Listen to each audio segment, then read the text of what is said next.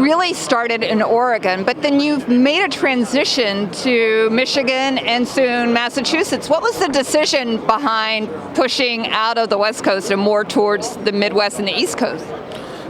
So actually the way that we started, we originally were in both Oregon and Michigan. So the company's actually headquartered in Ann Arbor, Michigan, and that's where most of our corporate team is based. And so we launched both of those markets around the same time in 17 and 18. And then since then, we've decided to expand into both Massachusetts and Missouri. So those are the 4 states that we're in. I'd like to have a presence regionally in different parts of the country with our brands. So that's part of the thinking is trying to have, sort of building our way towards a regional and then a national presence eventually.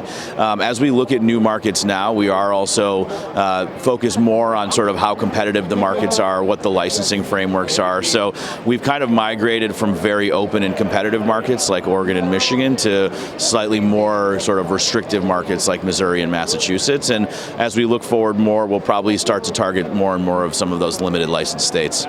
Do you think you've got designs on other states within the Northeast? Yeah, we're going to be, I grew up in Western New York outside of Buffalo, so certainly New York is a key target for us as they roll out their recreational licensing. We've applied for some licenses in Ohio as well, so that's another market that we like. And then Illinois is a market that we may look to enter through M&A. So kind of a combination of Northeast and Midwest states that we really like right now. You have a social equity component in Massachusetts, correct?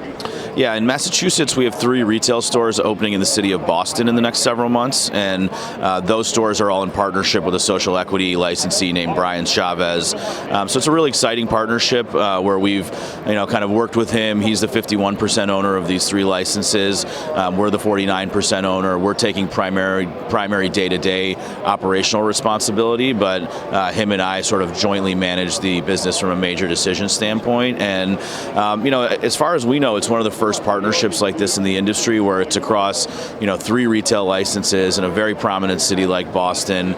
So we're just excited to work with Brian like this. We think that hopefully this could work, can kind of serve as a model for others in the industry that are looking to figure out the right way to do this, because I think there are a lot of cities and states that are going to incorporate more and more of these social equity preferences and priorities into their licensing frameworks. And in my mind, there's good and bad ways to approach that, and I think we found a really good balance with what we're doing in Boston.